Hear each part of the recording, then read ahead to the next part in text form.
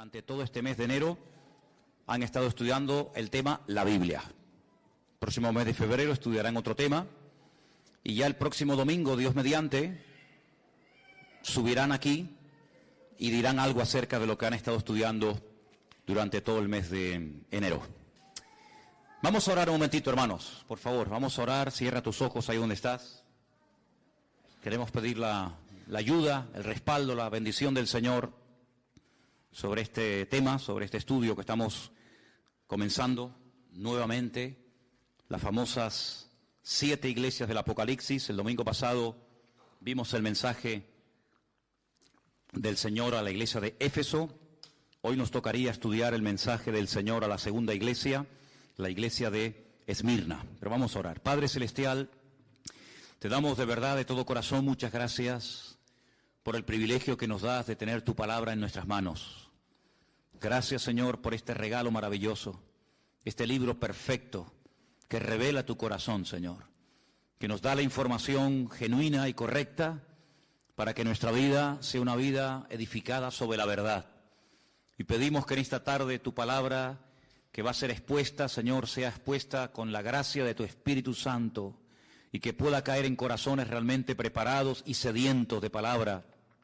Y como dice este hermoso libro, que el que tenga oídos para oír, que oiga lo que el Espíritu dice a la iglesia.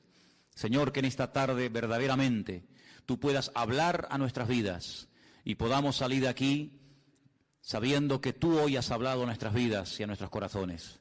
Ponemos este tiempo de estudio de tu palabra en tus manos y pedimos tu ayuda y tu respaldo en el nombre de Jesús. Amén. Vamos al libro del Apocalipsis, hermanos, por favor, y vamos a leer el mensaje del Señor a la iglesia de Esmirna. Capítulo 2 del Apocalipsis, por favor. Capítulo 2, del versículo 8 al versículo 11. Apocalipsis capítulo 2, del versículo 8 al versículo 11.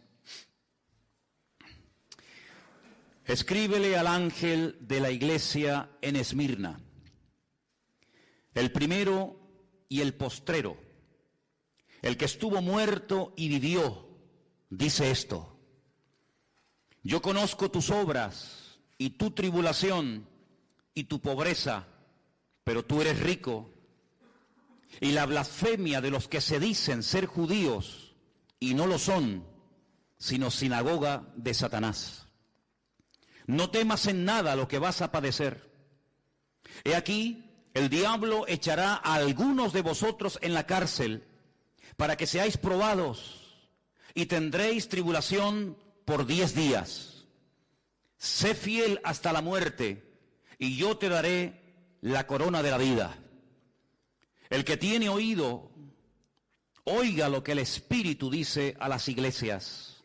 El que venciere no sufrirá daño de la segunda muerte. ¿Cuántos dicen amén? Gloria a Dios, gloria a Dios. Hemos dicho que el libro del Apocalipsis contiene la última y más amplia revelación acerca de la persona de nuestro Señor Jesucristo. Por supuesto que si lees los evangelios, Mateo, Marcos, Lucas y Juan, vas a encontrar muchísimos detalles y muchísimas cosas interesantes acerca de cómo hablaba, cómo predicaba, cómo bendecía y cómo ministraba durante sus años de ministerio.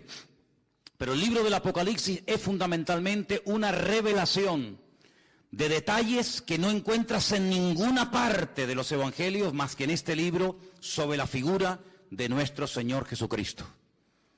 Así es que el apóstol Juan, que es el autor, el hombre que vivió más cerca del Señor Jesucristo que ninguna otra persona durante toda la historia del Nuevo Testamento, es una persona que casi ya está rozando los 100 años de edad.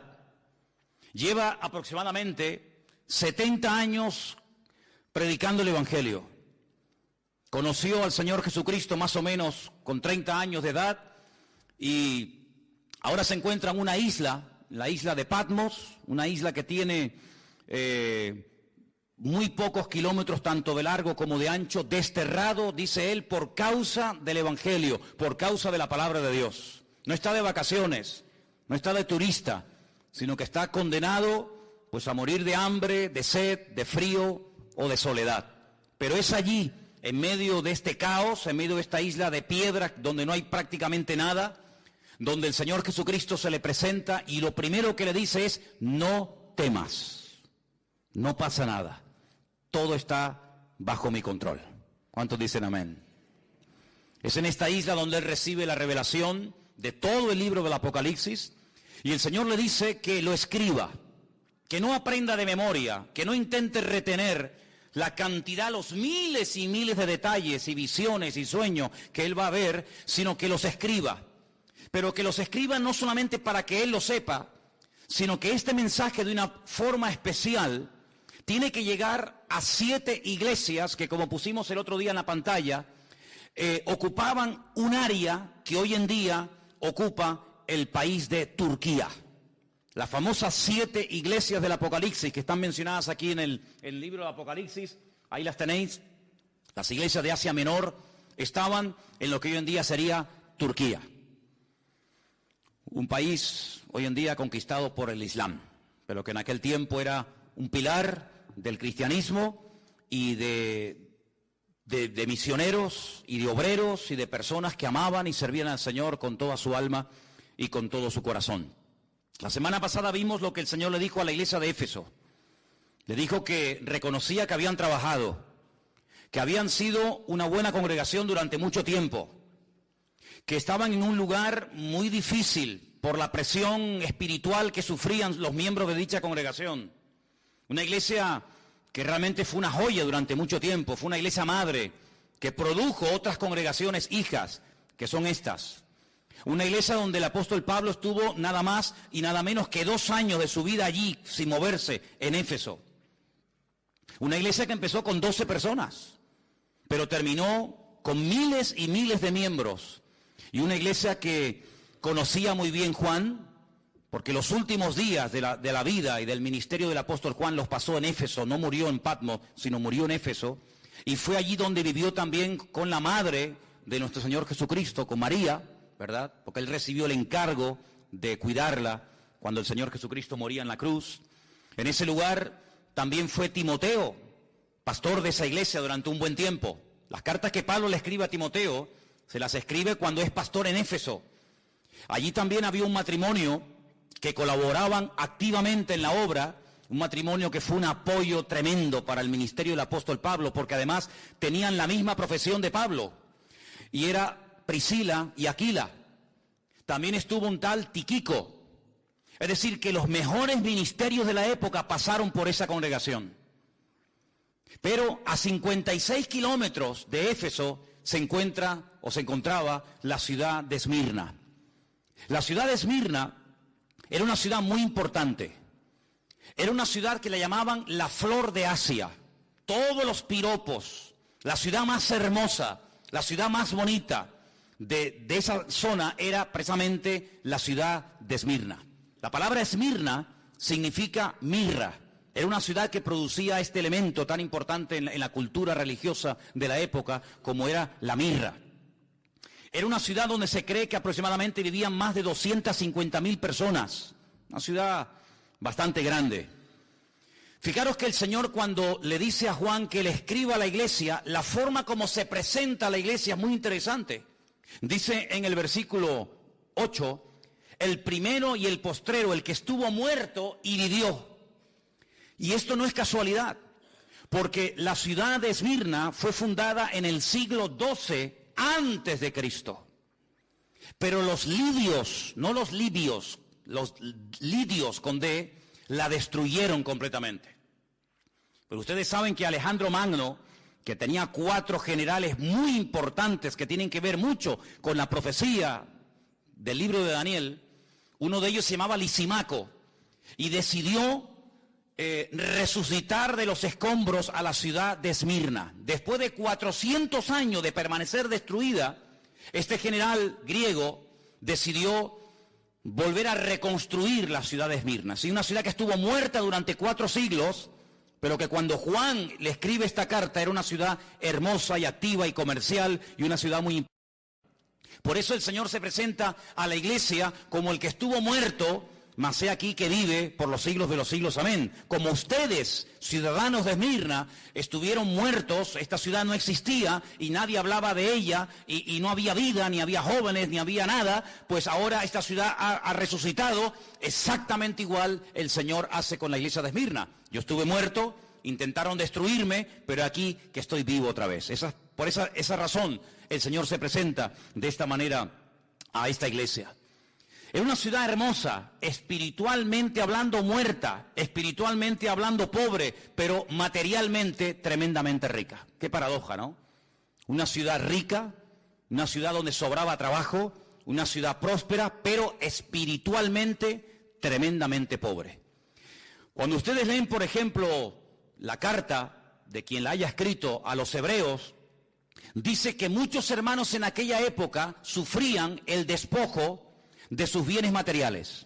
Por eso la iglesia de Esmirna estaba pasando, entre comillas, una crisis económica. Por eso dice, ustedes son pobres, pero pone entre paréntesis, pero sois ricos, en el sentido de que lo más probable es que las autoridades romanas de la época le hayan quitado todas las posesiones materiales a los hermanos de dicha congregación. Y probablemente era prácticamente imposible conseguir para un cristiano trabajo en la ciudad de Esmirna. Por eso estaban pasando un momento muy difícil. Pero no solamente en esta ciudad había estos problemas, sino que además en esta congregación el Señor les da una palabra de advertencia. Es una de las pocas iglesias de las 7, es una de las pocas congregaciones que no recibe, digamos, una palabra de exhortación para corregir el rumbo, en el sentido de que hay falsa doctrina, enfriamiento del amor o falsas profecías. No. La iglesia de Esmirna recibe una palabra de advertencia porque viene un tiempo de prueba, viene un tiempo de persecución contra la iglesia. Y como el jueves nos predicaba Anderson en el mensaje acerca del Espíritu Santo, una de las 27 funciones diferentes del Espíritu Santo en la vida de un creyente y de una congregación, una de ellas es que Él nos recordará lo que Él nos ha enseñado, Él tomaría de Cristo y le glorificaría, y Él nos haría saber lo que ha de venir. En otras palabras, la iglesia de Esmirna tenía que estar preparada antes de y no después de. El Señor Jesucristo les dice a través de este mensaje que vienen 10 días de persecución. Ahora, no es algo literal. Hay un estudio muy interesante, que es el estudio de la numerología, gematría en hebreo, que tiene que ver con todos los números que aparecen en la Biblia. Aparecen muchísimos números. El número 10 no es un número literal en el sentido de que van a venir 10 días de persecución, sino es como una forma de decir, viene un periodo de tiempo, más o menos corto, de persecución.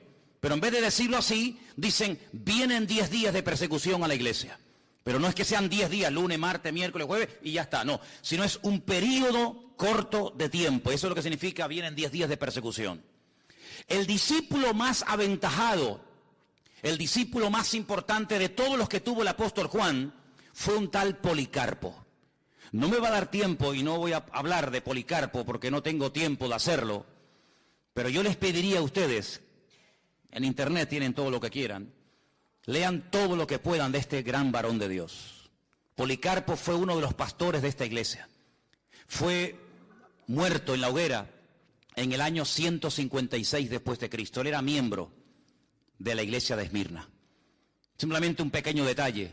Cuando lo llevaron para prenderla en la hoguera y habían puesto la hoguera encendida para meterlo dentro y le dijeron, te damos la última oportunidad. Si reniegas de Cristo, si te retractas en cuanto a tu fe, te libras de la muerte. Y él dijo, no hace falta que me lleven a la hoguera, porque durante más de 80 años he estado sirviendo al Señor, jamás se ha portado mal conmigo y en el último momento de mi vida no le voy a renegar. Y dice que él salió corriendo y se metió dentro de la hoguera y de esa manera dio su vida por el Señor. Y esto fue en la famosa ciudad de Esmirna, la iglesia donde Policarpo asistía. Así que cuando leemos en el versículo 10 que viene tiempo de prueba, que viene tiempo de persecución a la iglesia no podía decir, es que no sabíamos nada. Yo nunca me olvidaré cuando un día, no sé cómo ni quién lo hizo, recibimos un correo, y fue un correo que muchas iglesias recibieron, de un pastor sirio. Un pastor de Siria mandó aquí una vez a esta congregación y a otras un mensaje. Y él decía, si nosotros hubiéramos orado más, cuando tuvimos tiempo para orar, si nosotros nos hubiéramos verdaderamente preparado y no hubiéramos perdido tanto el tiempo en cosas vanas y en cosas que no, al fin y al cabo no sirven para nada, hoy muchos de los hermanos de nuestra iglesia que han muerto como mártires estarían vivos. Pero no tuvimos tiempo, entre comillas, para oír la voz de Dios, para prepararnos. Y entonces bombardearon nuestra iglesia, quemaron nuestra congregación, mataron a muchos hermanos de la iglesia, porque no estábamos preparados. En el tiempo de libertad no nos preparamos creyendo que este tiempo iba a durar siempre, y no nos hemos dado cuenta de que nuestro país está siendo destruido.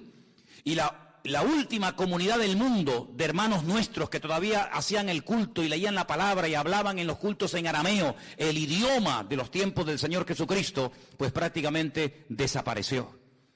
Y me venía esto a la mente porque el Señor lo que hace a través de su siervo Juan es decir a la iglesia, prepárense hermanos, que vienen tiempos difíciles, que vienen tiempos de tribulación, que vienen tiempos de prueba, pero no temáis. Como diciendo, todo está bajo control. El enemigo no podrá hacer con ustedes ni con nadie lo que quiera, sino que él irá hasta donde yo le permite llegar. ¿Cuántos dicen amén? Miren lo que dice el versículo 9, qué interesante. Yo conozco tus obras y tu tribulación y tu pobreza. Déjenme que les diga este dato, porque si en algún momento lo oyes o alguien te hace este comentario, quiero que tú ya sepas de antemano lo que te puede decir alguien. En la mayoría de los manuscritos que se han utilizado para traducir del griego al castellano este texto, en la mayoría, no en todos, en la mayoría de los textos, la palabra obras no aparece. Para que si algún día alguien te hace ese comentario, no te quedes con la boca abierta diciendo, ¿ah, no? No. En la inmensa mayoría de los manuscritos, el texto dice, yo conozco tu tribulación y tu pobreza. En muy pocos manuscritos aparece la palabra obras. Por lo tanto, es un detalle que tienen que tener en cuenta. Pero no varía el texto en absoluto. Yo conozco tus obras, tu tribulación y tu pobreza, y la blasfemia de los que se dicen ser judíos y no lo son, sino sinagoga de Satanás. Aquí la palabra tribulación, hermanos, no solamente es un tiempo de persecución, de matanzas, de martirio y de crímenes, sino habla también, hace referencia a un tiempo de presión. A un tiempo en el que será muy difícil vivir tu vida y tu relación con el Señor.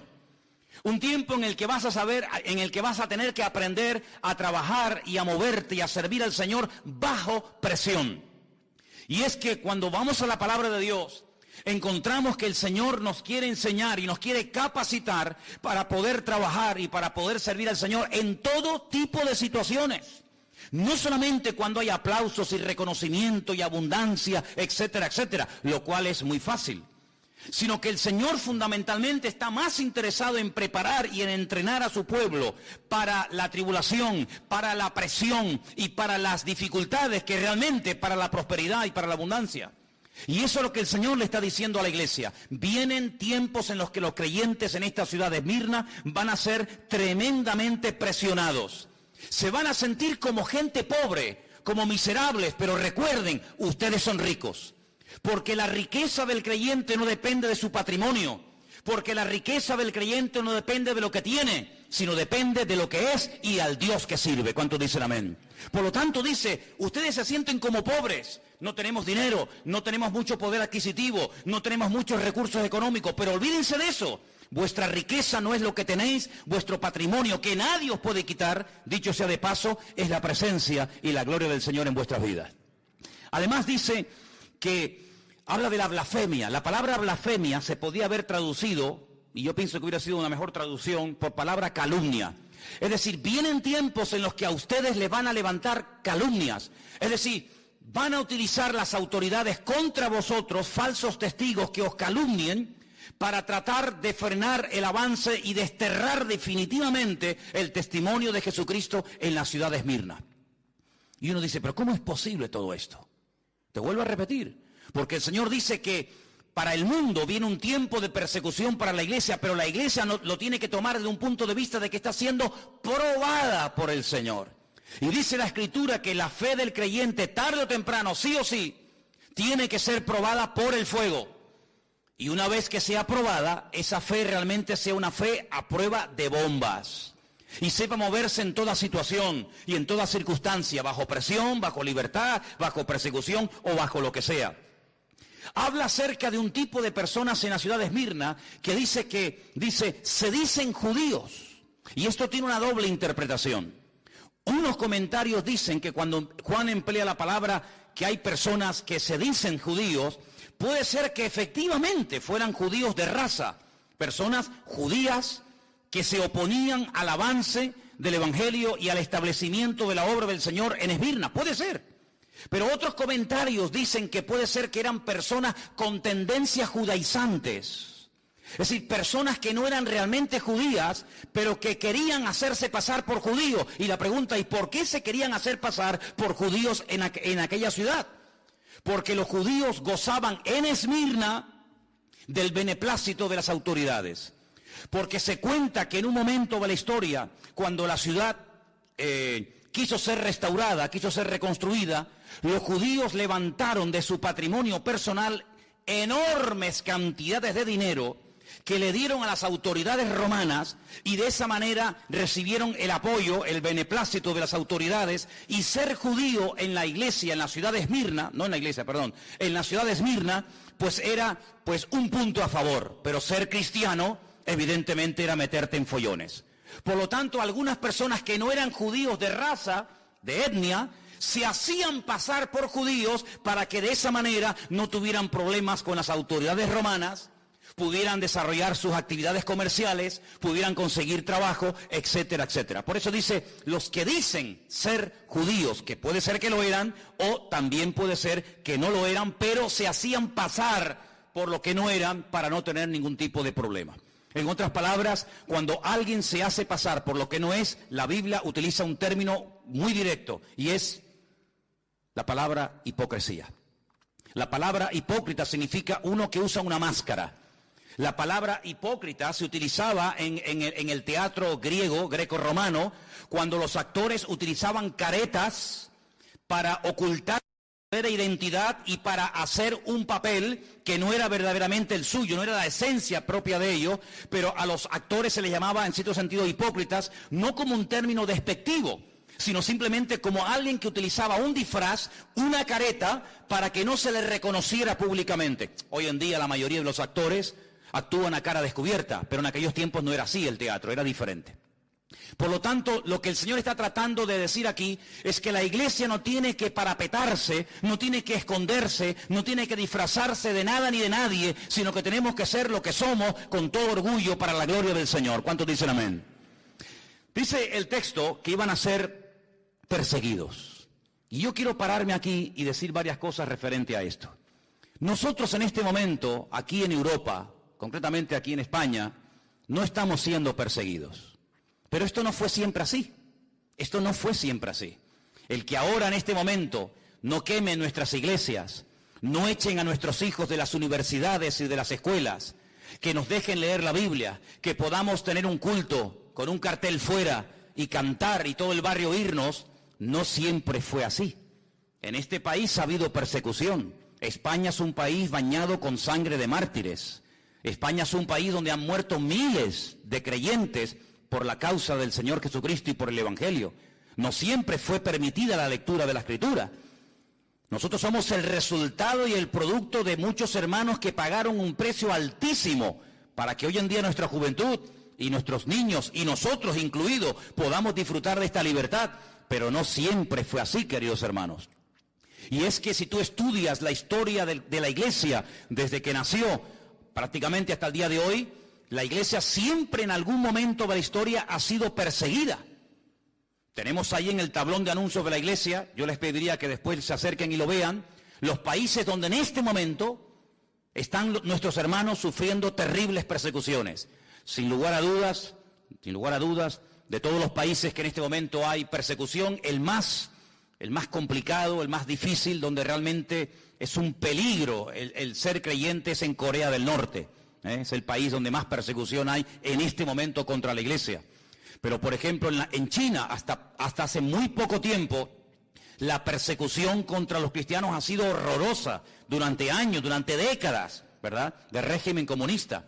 Pero como bien saben ustedes, yo hace unos días estuve con un pastor chino, en el barrio chino de Londres, y este hermano me decía que la iglesia está creciendo, que tienen varios cultos durante la semana, pero China es un país donde han estado perseguidos los hermanos durante muchísimo tiempo, pero hoy por hoy hay más de 7,000 chinos que cada semana están entregando sus vidas a Cristo y bautizándose para la gloria del Señor. Es decir, que donde más los han perseguido es hoy por hoy donde más está creciendo y extendiéndose el Evangelio. ¿Cuántos dicen amén? ¿En Europa hubo persecución? Claro que sí, pero gracias al Señor estamos temporalmente pasando un tiempo de libertad. Pero el Señor no tiene que pedirle permiso a nadie para que en un momento determinado, si Él lo considera oportuno, por un breve periodo de tiempo, la iglesia, su pueblo, sus hijos, seamos probados con algún tipo de presión, con algún tipo de persecución. El creyente tiene que partir de la base de que por muy bien que lo quieras hacer, por muy bien que te comportes, por muy buen testimonio que tengas, en cualquier momento se pueden levantar enemigos contra ti. El apóstol Pedro es muy claro cuando habla a los hermanos que están siendo perseguidos en aquella época y les dice: hermanos, por favor, no os sorprendáis del fuego de la prueba que os ha sobrevenido, como si alguna cosa extraña os aconteciese. Los padecimientos que estáis pasando en este momento en otras latitudes, en otras naciones del mundo, también hay hermanos que los están experimentando y sufriendo. Por lo tanto, si en algún momento nos enteramos, o tú mismo, en la familia, en el trabajo, en la universidad, o donde sea, te sientes presionado, perseguido, cuestionado, etcétera, no te sorprendas, va en el paquete, va incluido que en un momento determinado, sin necesidad de pedirte permiso, Dios te puede poner a prueba en este área de tu vida si Él lo considera oportuno. ¿Pero qué le dice el Señor a la iglesia? ¿Solamente le da la información? ¿Para qué? ¿Para asustarla? No, para prepararla. Pero además le dice: no temas. Y esta expresión, hermanos, no temas, es una expresión que a mí de verdad me fascina, porque el Señor sabe que como seres humanos en algún momento podemos tener miedo. Hay gente hoy en día, tal vez entre nosotros puede ser, que haya gente que le tenga miedo a cosas que si las contaras y las dijeras, tal vez alguna persona se reiría, pero a ti realmente te da temor. Hay gente que es incapaz de acercarse al borde de una montaña porque dice que se le va la cabeza y tiene miedo a las alturas. Hay gente que tiene miedo a los gatos. Hay gente que tiene miedo a quedarse solo o sola. Hay gente que tiene miedo a caer enfermo. Hay gente que tiene miedo a dormir con la puerta cerrada y tienen que dormir con la luz encendida. Hay tanto tipo de temores. Pero el Señor a todos y a cada uno de nosotros, en cualquier circunstancia o situación en la que nos encontremos, siempre el Señor te dirá: no tengas ningún temor, no temas. Yo estoy contigo y nadie te podrá hacer frente en todos los días de tu vida. ¿Cuántos dicen amén? ¿Señor nos puede probar? Claro que sí. Hay un versículo que quiero leerlo, lo tengo aquí apuntado, no quería olvidarlo. Está en 2 de Timoteo 3:12, te lo leo y dice: todos los que quieran vivir piadosamente en Cristo Jesús padecerán persecución. ¿Conocías ese versículo? Todos los que quieran vivir piadosamente, ordenadamente, santamente en el Señor, padecerán persecución. 2 de Timoteo capítulo 3, versículo 12. El Señor le dice a la iglesia: vais a ser perseguidos, pero no tengáis ningún temor. Y le dice: sigan siendo fieles. Esa expresión cuando le dice sean fieles, en el texto original dice sigan siendo fieles. No es que a partir de ahora vais a ser fieles, no, hasta aquí habéis sido fieles. Pero cuando venga la persecución, seguid perseverando en vuestra fidelidad. Y hermano, es que hay un ingrediente, hay una asignatura que no puede ser en nuestras vidas, una asignatura pendiente, y es la constancia en el Señor. Imagínense la cantidad de gente que hemos conocido en todos estos años. Me doy cuenta que hay mucha gente que empieza bien, se animan, comienzan a leer la Biblia, comienzan a venir a los cultos, comienzan a interesarse por las cosas del Señor. Pero hermano, eso está muy bonito y está muy bien. Pero aquí lo importante no es tener una buena temporada. Aquí lo importante es ser fiel, como dice aquí, hasta la muerte. ¿De qué sirve que leas durante un mes todos los días la Biblia y te levantes temprano a orar, si luego al mes siguiente no sabes ni dónde dejaste la Biblia y ya ni siquiera te acuerdas del Señor ni de orar? No quieras correr y abarcar demasiado en poco tiempo. Sed fieles y constantes hasta la venida del Señor, dice la Escritura. Estad firmes y constantes, creciendo en la obra del Señor siempre. La Biblia apela continuamente a la fidelidad, a la constancia, a la perseverancia, un día y otro día, sin afanarse, sin preocuparse, sin ningún temor, sin ninguna preocupación, sino dependiendo el minuto a minuto, el día a día de la presencia de nuestro Dios. Vienen tiempos difíciles, vienen tiempos de prueba, vais a ser probados, pero no temáis, sed fieles, aprender a perseverar. Y es algo muy interesante ver que en la iglesia, en la ciudad de Esmirna, se levantaron todo tipo de calumnias y todo tipo de acusaciones contra los hermanos. Leyendo esto y preparándome para este mensaje, descubrí que las 5 cosas que utilizaban las autoridades de la ciudad de Esmirna contra los hermanos eran estas. Se les acusaba de ser desleales al César de Roma. Al César de Roma se le llamaba Kairos. ¿Qué te parece? La palabra Kairos se traduce por señor, pero no es señor José, señor Antonio, señor Jorge, señor Juan, sino Kairos es el Adonai, es la máxima autoridad, ¿verdad? Cuando el Nuevo Testamento se escribió, que se escribió en griego, el apóstol Pablo, en una de sus cartas dice que si confesamos que Cristo es el Kairos, el Señor, la máxima autoridad, seremos salvos.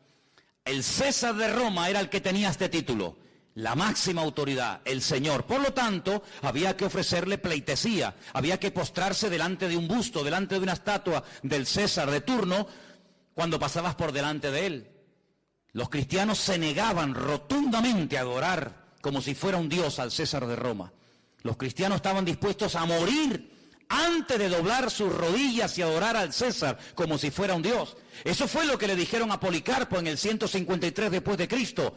Pero ¿qué más te da? Di que el César es el Kairos, que es el Señor, y después te vas a tu casa y aquí no ha pasado nada. Pero él dijo, bajo ningún concepto, el Kairos, mi autoridad y mi Señor no es un hombre, es mi Señor Jesucristo. ¿Cuántos dicen amén? Por eso eran acusados de ser gente peligrosa, de ser gente desleal a las autoridades de la época, nada más lejos de la realidad. Segunda calumnia o acusación, que era gente inmoral y practicaban el canibalismo. Y tú dices, ¿cómo se puede acusar a un cristiano de ser un caníbal? Porque resulta que cuando llegaba el momento de partir el pan y el vino, esas reuniones que se llamaban en aquella época ágapes, donde había coinonía, donde había comuniones, eran a puerta cerrada. Sí, hermano, sí. Eran a puerta cerrada, no podían entrar gente que no fuera realmente miembros de la congregación, no podían entrar visitas, no podían entrar inconversos. Los ágapes, cuando se repartía el pan y el vino, aquel pacto, aquel nuevo pacto, donde el Señor dijo, el que no come mi carne y el que no bebe mi sangre, y sabemos que es algo metafórico, de ahí que tenemos que estudiar hermenéutica, ¿verdad? No puede ser mi discípulo, no puede formar parte de mi familia, pues había extendido la idea de que hacían actos de canibalismo y comían carne humana y bebían sangre de seres humanos por las malas palabras traducidas o interpretadas del Señor Jesucristo. Y decían que esos actos eran como lo que hacían los romanos, orgías y lugares de promiscuidad sexual, y los acusaban de eso. Tercera y calumnia o acusación, los acusaban de ateos, como si fuera un delito ser ateo. Pero como no eran politeístas, como no adoraban a Afrodita, ni a Apolos, ni a Júpiter, ni a ninguna divinidad de la época, sino que adoraban a un solo Dios y que encima no se le podía representar en forma de hombre o de mujer, los llamaban ateos, personas peligrosas, porque eran personas en contra de la religión establecida de la época. Los acusaban de incendiarios. Ahora pueden entender por qué Nerón les echó la culpa a los romanos de haber prendido fuego a Roma, lo cual no fue cierto, que le hicieron los cristianos, sino fue él. ¿Por qué? Porque en los cultos se hablaba mucho acerca del infierno. Se hablaba mucho acerca de las llamas eternas del fuego del infierno. Y entonces les acusaban de que esta gente algún día le prendería fuego a las fortalezas romanas, a los templos romanos y a las ciudades romanas y las terminarían destruyendo. Y finalmente los acusaban de romper familias. Es decir, el evangelio a veces distancia y separa miembros de la familia. Seamos sinceros. La Biblia nos enseña que a veces cuando una persona se convierte, tus familiares por un tiempo, no siempre, pero por un tiempo, pueden llegar a convertirse en tus peores enemigos. Cuando yo me convertí y comencé a asistir a una pequeña congregación en Las Palmas, había una chica que se había convertido, que había sido drogadicta y había practicado un tiempo la prostitución. Y su padre delante de mí le decía: prefiero verte otra vez drogándote y prostituyéndote que yendo a esa iglesia a adorar a ese Dios y juntándote con esa gente. ¿Y cómo un padre le puede decir eso a una hija? Pues se lo decía, hermanos. Y a veces cuando tú te conviertes al Señor con toda la alegría, ¿verdad? Y con todo el gozo del mundo que conlleva el tener a Cristo en tu vida, vas a tu hermano, a tu sobrino, a tus hijos, a tu padre, a tu madre, a tu marido, y resulta que se te vuelven en contra. Y tú dices: pero ¿cómo puede ser esto? Te vuelvo a repetir, va en el paquete, no te sorprendas. Todos, o la mayoría de los creyentes que hemos aceptado al Señor, que no hemos nacido en hogares, entre comillas, de cristianos practicantes, como lo que consideramos hoy en día, hemos tenido que pasar por esas tribulaciones y por esas pruebas. Pero, ¿qué dice la Biblia? No temas, persevera, sé fiel hasta la muerte y el Señor te dará la corona de la vida. ¿Cuántos dicen amén? Hay un salmo muy bonito que dice: Señor, dame fuerzas para que no claudique y mi enemigo se ríe de mí diciéndome: ves, lo logré vencer. Así que mentalízate de que hay ojos, hay familias, hay amigos, hay vecinos, hay compañeros de trabajo que te observan, que te estudian, que te analizan y están esperando el más mínimo fallo para enseguida tirarse encima de ti. Por eso tienes que buscar más que nunca al Señor, porque la vida cristiana no se ha diseñado para vivirla herméticamente en una burbuja que nadie se entere. No somos espías del reino de Dios, somos testigos del reino de Jesucristo. ¿Cuántos dicen amén? No hacemos las cosas a escondidas, sino que somos luz y sal de la tierra y queremos que todo el mundo y las puertas de nuestra iglesia estarán siempre abiertas para que cualquier persona en cualquier momento pueda venir y grabar y filmar y sacar fotografías y hacer lo que quieran, porque no nos ocultamos, porque no tenemos ningún temor de decir: somos hijos del Rey de Reyes y Señor de los Señores, y no nos avergonzamos del Evangelio, porque el Evangelio es poder de Dios para salvación. ¿Cuántos dicen amén? Pero a ellos los acusaban de eso en aquella época, y muchos murieron, y muchos fueron descuartizados y quemados y torturados hasta la muerte. Ahora, hay algo muy interesante en el mensaje del Señor a esta iglesia que quiero destacar. Si os dais cuenta, en el versículo 9 aparece un nombre. Dice que había personas que, decían ellos que eran judíos y no lo eran, sino sinagoga de Satanás. Y luego aparece en el versículo 10 la palabra diablo. La palabra Satanás, que significa adversario, es un nombre que viene del hebreo. En hebreo no se dice Satanás, se dice Satán, que significa adversario. Y después en el versículo 10 aparece la palabra diablo, que significa acusador. Es el mismo personaje, pero como a veces aparece, habéis visto en la Biblia, ¿no? Seol y Hades. ¿Habéis visto, no? Es lo mismo, es el mismo sitio, pero uno está dicho en griego y otro está dicho en hebreo. Bueno, pues Satanás está dicho en hebreo y diablo está dicho en griego. Pero es la misma persona. Lo que pasa es que el significado de Satanás es adversario, como he dicho, y el nombre diablo significa acusador. ¿Por qué dos nombres en el mismo pasaje a la misma iglesia? Por una sencilla razón. Porque el nombre es el código genético de la persona. El nombre es mucho más que una señal identificativa. Si yo digo, por ejemplo, a ver, Ferrari, ¿qué les viene a la cabeza? Un coche. Cristiano Ronaldo.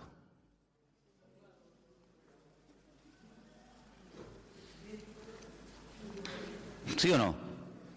El nombre conlleva muchas cosas, mucho más que simplemente decir este es Juan, este es Pedro, este es Antonio.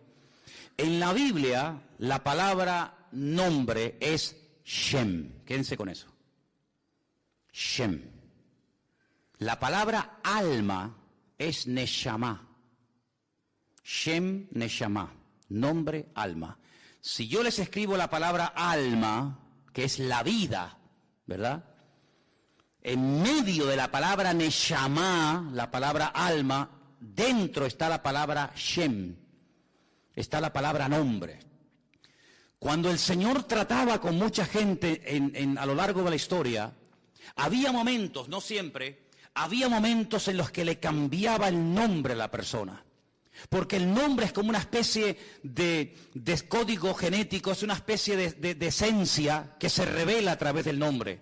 Cuando vieron en un parto que un niño salía y que el otro que era gemelo la agarraba por el talón, por el calcañar, dijeron en ese momento, ¡ay, mira, es un Jacob! Es un suplantador, es uno que quiere salir primero y agarra al hermano por el pie. Y le pusieron Jacob. Porque es uno que quiere suplantar, no quiere salir el primero, pero el hermano se le adelantó.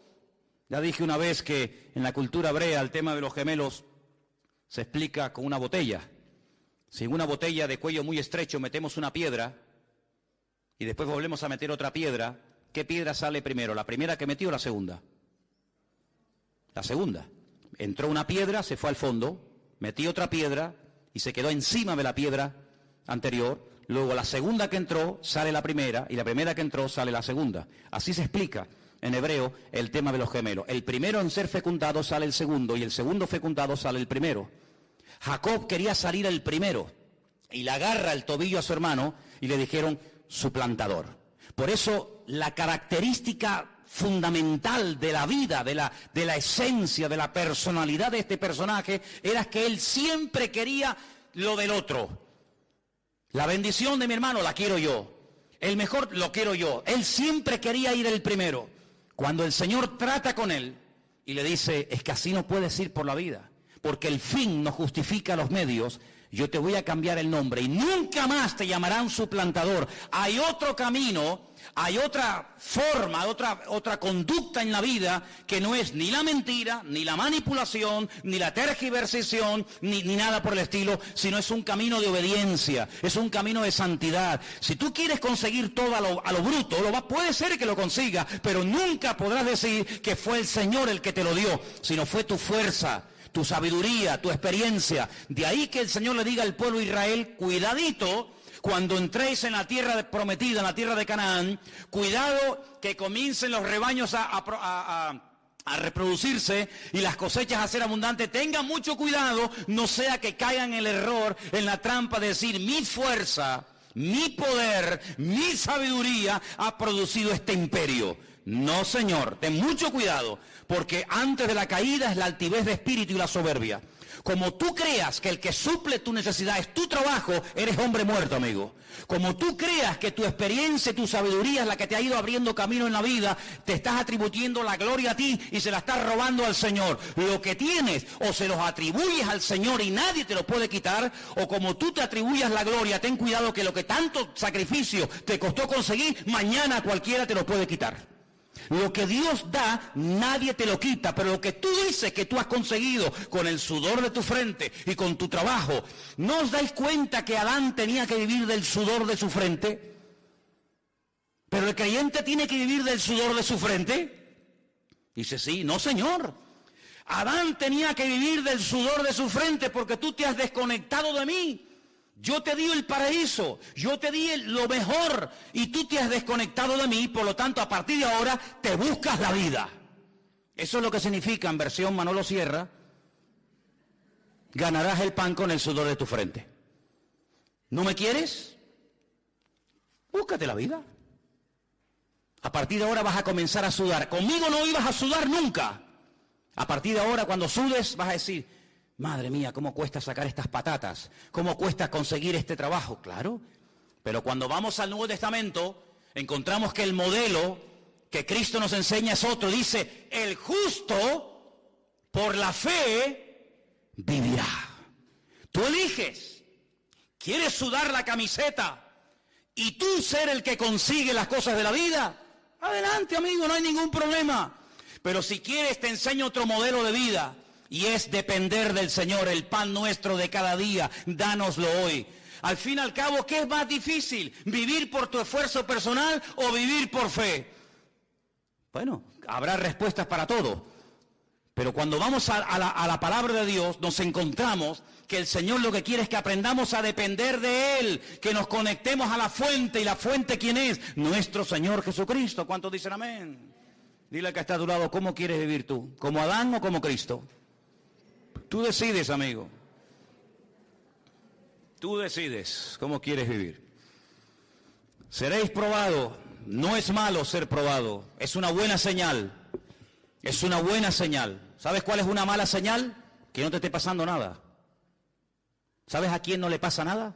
¿Sabes a quién no critican? ¿Saben a quién no calumnian? ¿Sabes quién nunca se siente mal si sube el petróleo o baja el petróleo? Si pierden el trabajo. ¿Saben quién? Los muertos. Nunca vas a ver una manifestación de muertos en el cementerio de San Lastenia. No nos hacen caso. Nos tienen aquí abandonados, metidos en cajas. No me traes flores. Te has olvidado de mí. Te has enamorado de otro hombre. Te has enamorado de otra mujer. Los muertos no se quejan. Porque nadie se mete con ellos. Es con los vivos. Por lo tanto, el ser probado es una buenísima señal, querido. ¿Y probado en qué? ¿En qué fue probado Cristo? ¿En qué fue probado Cristo? Dice la Biblia, ¿en qué fue probado? ¿En qué? En todo. ¿Y tú crees que nosotros vamos a ser mejores que Él y no vamos a ser probados en todo? Si Él fue probado en todo, ¿qué garantía tienes tú de que Él no permita, si lo desea, en un momento determinado, que tú y yo también seamos probados en todo? ¿Cómo vas a conocer la fidelidad de Dios si toda la vida vives en abundancia?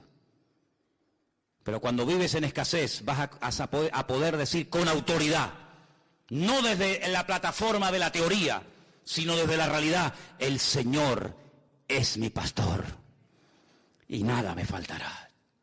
Yo sé lo que digo, ¿verdad?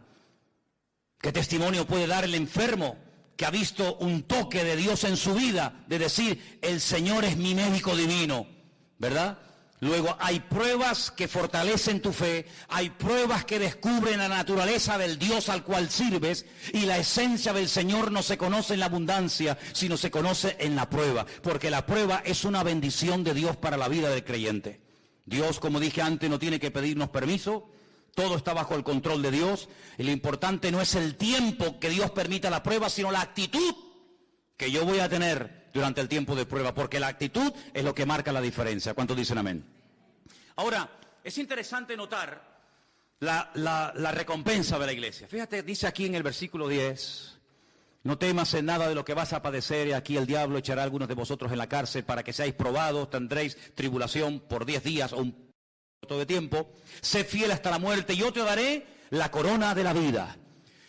Tal vez a nosotros esto de la corona no nos diga nada, pero en aquellos tiempos a los atletas, ¿verdad?, se les coronaba con una corona de laureles, pero una corona, como dice la Biblia, corruptible. Te ponían una corona de laurel muy bonita sobre tu cabeza, sobre tu cuello, pero tarde o temprano se marchitaba.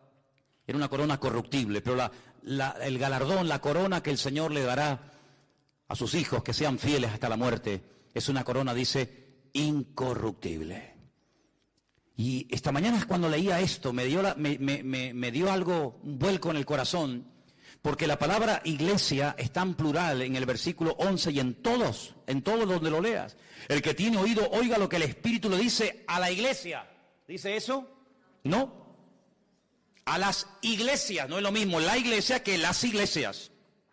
Es como cuando, por ejemplo, he oído gente que dice el versículo, a los suyos, a los Juan 1:11, a los suyos vino y los suyos no le recibieron.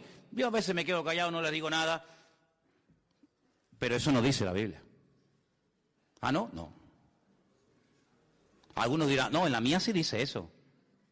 Yo me corto un brazo como el de la película de la noche, que la Biblia suya no dice, a los suyos vino,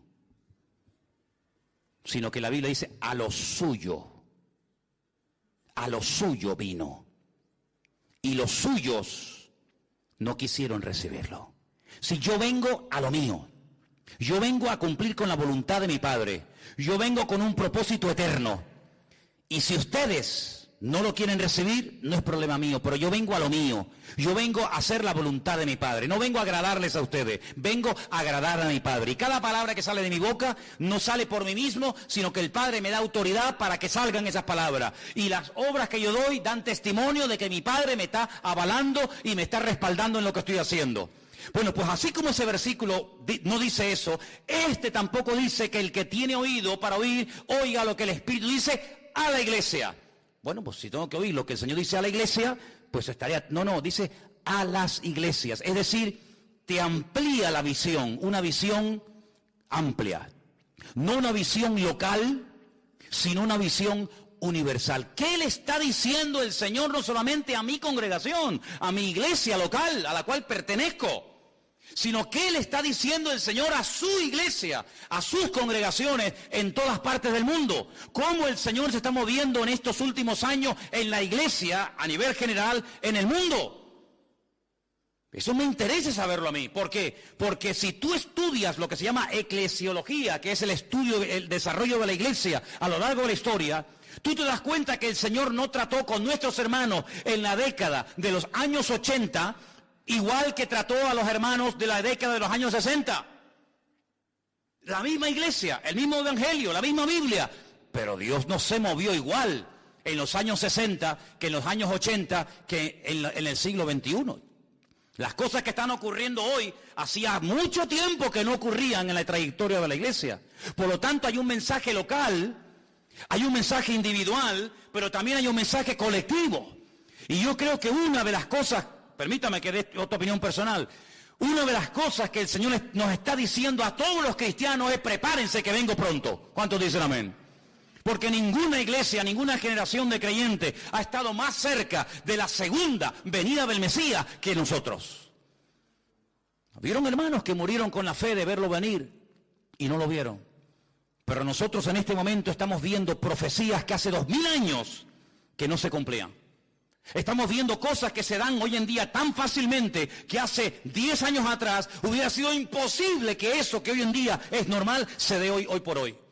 Por lo tanto, es muy importante que abramos los oídos y estemos atentos. Y hay algo que nos puede ayudar, a veces no tanto, pero a veces nos puede ayudar, y es oír las noticias, leer los periódicos, ver cómo habla la gente del mundo. Ver cómo hablan en las tertulias, ver cómo hablan los políticos, y te das cuenta de que ha empezado el principio de dolores. Ustedes que están en la calle y que conocen a tanta gente de la calle, tú no palpas, no te das cuenta cómo habla la gente, qué preocupaciones tiene, qué temores tienes. Por eso dice la Biblia que en los últimos tiempos las iglesias tienen que estar atentos a los mensajes en plural que Dios está lanzando a su pueblo. Porque el Señor no ha parado de hablar. El problema es que hay muchos que han dejado de oírle. Y cuando una persona no le oye es porque o no quiere oír o porque es sordo. Y la iglesia no es sorda, pero hay creyentes que a veces no quieren oír ciertas y determinadas realidades. Ahora, dice que la promesa para la iglesia es que les daría una corona de vida, pero algo muy interesante que le promete a esta iglesia, y es que no experimentarían, no sufrirían ningún daño de la muerte segunda. A lo mejor algunos de ustedes saben lo que es la muerte segunda, pero otros dicen: ¿cómo que la muerte segunda? Voy a ver si lo digo bien. El que nace una vez, morirá 2 veces. El que nace 2 veces, morirá una vez. Lo repito. El que nace una vez, morirá 2 veces. El que nace 2 veces, morirá una vez. ¿Lo habéis entendido?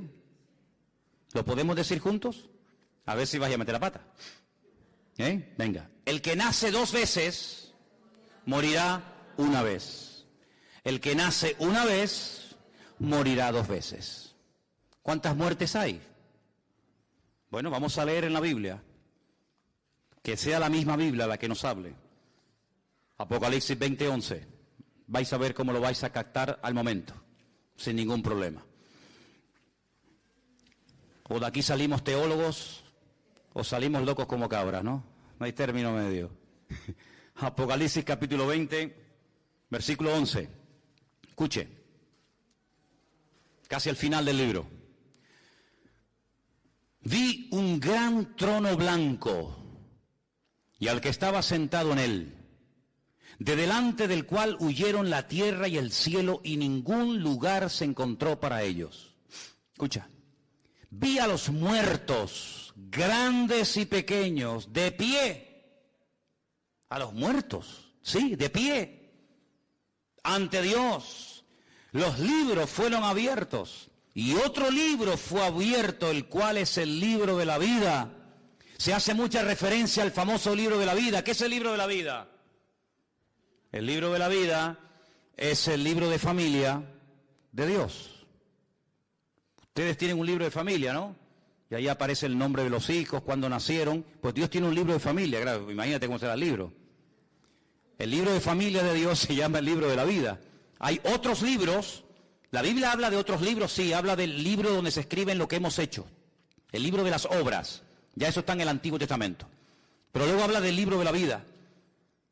Y otro libro fue abierto, el cual dice aquí es el libro de la vida. Ahora, un pequeño matiz, permitan que haga esta pausa. La palabra vida en hebreo nunca se puede escribir en singular, ¿vale? La palabra vida en hebreo es hayim y siempre es plural. No hay vida, hay vidas. Es una palabra muy interesante porque la Biblia habla de varias vidas, no de esta vida efímera y pasajera, ¿verdad? Entonces es el libro de las vidas, pero bueno. Fueron juzgados los muertos por las cosas que estaban escritas, ¿dónde? ¿En el libro de la vida? No, en los libros. Luego hay libros de registro de nuestra vida, lo que hicimos y por qué lo hicimos y cómo lo hicimos.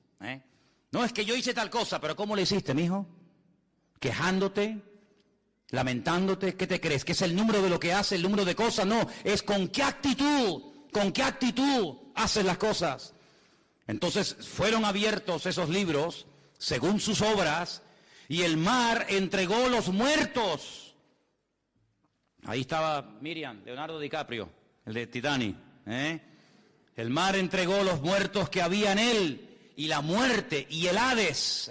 Hades es en griego, lugar de los muertos. Seol, lugar de los muertos, es en hebreo, lo mismo. Entregaron los muertos que había en ellos y fueron juzgados cada uno según sus obras. La muerte, fíjate que es como un ente particular, ¿no? La muerte, no es algo abstracto. La muerte y el Hades, dos cosas diferentes, fueron lanzados al lago de fuego. Esta es la muerte segunda. ¿Te das cuenta? Esta es la muerte segunda. Y el que no se halló inscrito en el libro de la vida fue lanzado al lago de fuego. Cuando una persona nace, y todos los que estamos aquí tenemos en común que todos hemos nacido, unos en un lugar, otros en otro, unos de una manera y otros de otra manera, etcétera. Hemos nacido físicamente, de un padre, de una madre, pero ese nacimiento no nos permite entrar en la vida eterna. Por eso el Señor Jesucristo a Juan en capítulo 3 de San Juan, lo pueden leer después en casa tranquilamente, les dice, mira Nicodemo, déjate de historias. No, es que yo sé que tú has venido de Dios porque nadie puede hacer, que te dejes de historia. No quiero piropos, no quiero que me estés haciendo la pelota, Nicodemo. Si no naces de nuevo, no puedes entrar en el reino de los cielos. Nicodemo dijo, ¿qué? Abraham nunca habló de esto, ni Moisés, ni David, ni Jeremías, ni Salomón. Nacer de nuevo, ¿eso qué es? Me estás diciendo que si no vuelvo a nacer del vientre de mi madre, no puedo entrar en el reino de los cielos. Y el Señor le dice, ¿y tú eres maestro de Israel? Y no entiendes esto, ¿por qué tipo de maestro eres tú? Lo que es nacido de la carne, carne es. Y lo que es nacido del espíritu, espíritu es. Vamos a ampliar el concepto. Pablo escribe una carta a los Efesios y les dice, Él, el Señor, os dio vida cuando estabais muertos en vuestros delitos y en vuestros pecados. No solamente de muerte se muere. No solamente una persona está muerta cuando lo llevas al cementerio y lo entierras, sino que hay personas que comen, hablan, respiran, dan discursos políticos, dan clases en la universidad, tienen familia y están muertos espiritualmente hablando, ¿se sobreentiende? Porque somos espíritu, alma y cuerpo. Cuando el alma se separa del cuerpo, pierdes la vida física. Pero cuando el espíritu se desconecta de Dios, aunque tengas vida física, espiritualmente hablando, estás muerto, querido. Y cuando el Señor viene a nuestra vida, Él que dice, yo soy el camino, la verdad y la vida. Y hasta que Cristo no esté en tu corazón, aunque seas el hombre más famoso e importante del mundo, espiritualmente hablando, tú estás muerto. Por eso, si no naces de nuevo, no puedes heredar la vida eterna. Porque si nosotros heredásemos la vida eterna por nuestro nacimiento natural, por nuestro nacimiento físico, ¿para qué tuvo que venir Cristo a morir por nosotros en la cruz? Si ya simplemente por el hecho de nacer, ya soy salvo, entonces, ¿qué yo de salir por las calles y predicar el evangelio a nadie? ¿Qué necesidad tenemos de que Cristo viniera a este mundo? Ninguna. Pero no te das cuenta que cuando Adán se desconectó, cuando Adán se quedó sin la cobertura del Creador, quedó a la deriva. Sí, comía, tenía hijos, se reproducía, tenía amigos, viajaba, cantaba, bailaba, pero estaba espiritualmente muerto. Pero cuando se vuelve a producir la unión, la conexión entre el Creador y la criatura, ese espíritu que quedó desconectado, ese espíritu que quedó muerto, ¡pum!, vuelve otra vez a la vida. Y eso es lo que la Biblia llama nacer de nuevo. Por eso dije, el que nace una vez, es decir, el que nació porque su madre lo parió, pero no nació espiritualmente hablando, morirá 2 veces. Morirá el día que le toque, 14 de mayo del 2016. Hasta ahí llegó Juan Palomo. Ahí se murió. Pero ese hombre resucitará algún día. Y se presentará delante de Dios, ¿sí o no? Y el Señor abrirá el libro y dice, a ver, ve para acá, ¿cómo te llamas? Juan Palomo. Juan Palomo. O Juan Bochugo. No, Juan Palomo no aparece aquí. ¿Cómo que no aparece ahí?